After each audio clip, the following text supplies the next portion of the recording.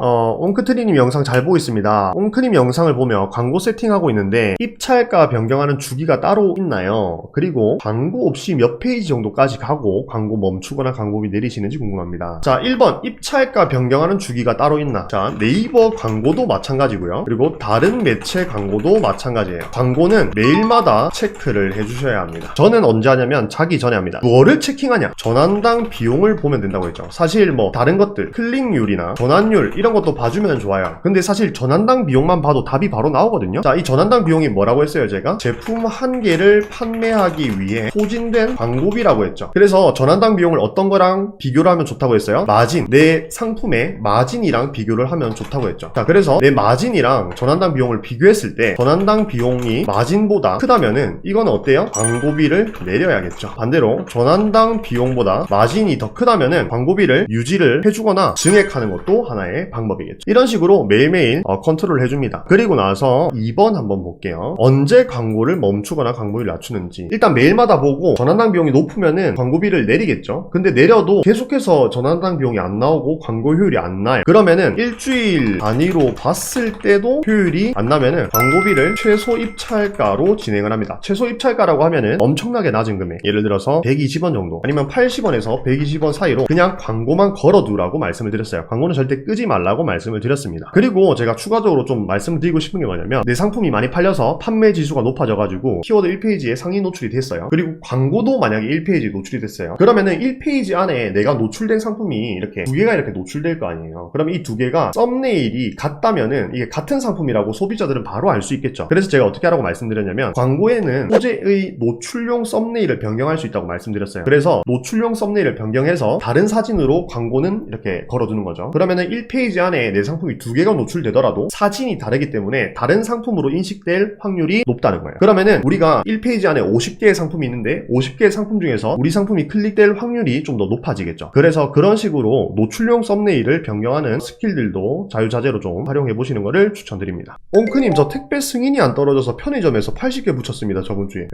자, 이거 한번 갈게요. 택배 기사는 어떻게 구하나요? 자, 첫 번째 방법은 우리가 온라인 쇼핑을 하죠. 그럼 온라인 쇼핑을 하면은 CJ에서 문자가 옵니다. 땡땡님 오후 18시 20시 방문 예정입니다. 뭐 이런 문자가 오죠. 그 번호가 보면은 010으로 시작하는 거예요. 이거 택배 기사님이에요. 대표님들 주거 지역을 담당하는 택배 기사님이거든요. 전화해가지고 소개하시고 계약하고 싶다고 말씀하시면 됩니다. 그러면은 뭐 한 달 물량이 몇 개냐, 하루 물량이 몇 개냐 이런 거 말씀해 주실 거거든요. 그 뒤로는 그냥 척척척 됩니다. 근데 너무 택배량이 작아버리면은 이게 좀 문제가 될 수 있어요. 그래서 하루에 10개 정도만 나가도 계약을 해주시더라고요. 그렇게 계약을 하시면 됩니다. 그러면은 통장 기계 집에다 설치하고 문 앞에다 두면은 기사님이 가져가는 그런 시스템으로 하셔도 되고, 아니면 대리발송 써도 되고. 그리고 두 번째 방법은 카페24 검색하셔가지고 있으면 찾아갑니다. 카페24에 찾아가서 이제 카운터에 매니저님 같은 분들이 있을 거예요. 그 매니저님한테 택배 기사님 번호 알 수 있냐고 물어봐요. 그리고 택배 기사님 번호 알아내서 전화합니다. 소개하고요, 계약하는 겁니다. 이런 식으로 하는 방법이 있습니다. 요즘은 저희 실장님한테 한진에서, 저는 지금 CJ 쓰고 있거든요. 근데 한진에서 막 와가지고 저희 1950원 해드릴 테니까 저희랑 계약합시다 라고 엄청 영업을 하고 다니신다고 해요. 그래서 요즘 한진 택배도 되게 택배비를 낮춰가지고 클라이언트들을 모집하고 있다고 하니까요, 한진 택배도 한번 알아보시면 좋을 것 같습니다. 옹크님 안녕하세요. 옹크님 알게 된 지 며칠 안 된 새싹 중국 의류 구매 대행업자입니다. 구매 대행 특성상 정산 문제로 순환에 조금 더 유리한 자사몰을 알아보고 비중을 더 두려고 준비 중인데, 자사몰 루트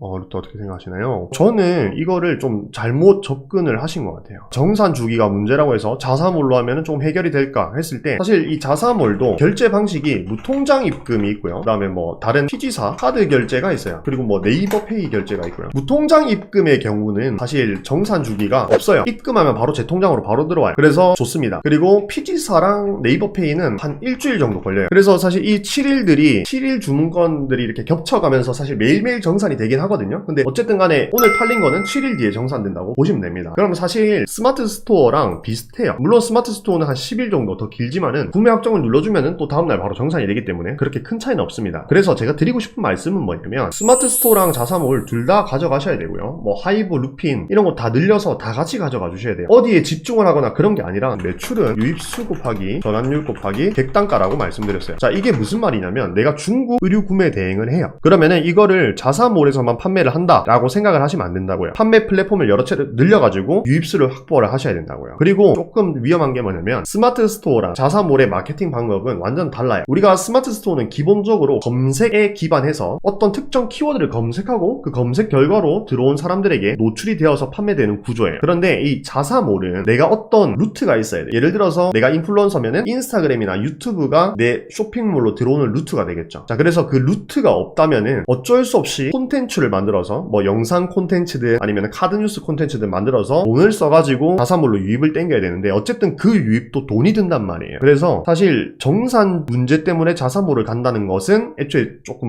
모순입니다. 그래서 정산 문제 때문에 그런 거라면은 일단은 본업이 있으시죠. 그럼 그 본업으로 자금을 계속 확보하면서 판매 플랫폼을 천천히 늘려나가는 전략을 쓰시고요. 자사몰은 유입을 만들기 위해서 어떤 특정한 돈이 들어가기 때문에 일단 돈이 안 드는 스마트 스토어나 아니면 뭐 버티컬 커머스 그리고 쿠팡 같은 곳들에 올려보시고요. 사실 저는 중국 구매 대행의 핵심 포인트는 그건 것 같아요. 사실 중국 구매 대행도 내가 촬영할 수 있거든요. 그래서 1688에서 2장만 해도 구입이 가능하죠. 뭐 VVIC도 마찬가지고요. 그래서 내가 샘플용으로 받아본 그 옷을 내가 촬영을 하는 거예요. 대신에 상세 페이지에는 중국 구매 대행 상품이라고 표기를 해야 되니까 표기를 해야 되겠죠. 근데 일단 썸네일에만 그렇게 차별화를 이렇게 해놔도 다른 상품으로 보인단 말이에요. 그래서 만약에 그렇게 한번 팔아보시고 상품이 잘 나가요. 그러면은 그때 들여오시면 돼요. 사입을 하시면 돼요. 그래서 처음에는 한 장 정도 받아보고 해외 구매 대행으로 진행을 하시다가 해외 구매 대행 상품인데도 불구하고 반응이 잘 나오면은 중국 사입을 통해서 당일 출고로 해서 디벨롭을 시켜 나가는 방식, 그 방식을 하시면은 아마 해외 구매 대행도 경쟁력이 있고 충분히 성공하실 수 있다고 말씀드리고 싶습니다. 그래서 어떻게 하는지에 따라 달라요. 해외 구매 대행 망했네, 위탁 판매 망했네, 이게 아니에요. 위탁 판매도 어떻게 하는지에 따라 다르고 해외 구매 대행도 어떻게 하는지에 따라 달라요. 어떻게 하면은 남들과 좀 차별화를 만들어낼 수 있을까에 대해서 계속 고민을 해보시기 바랍니다.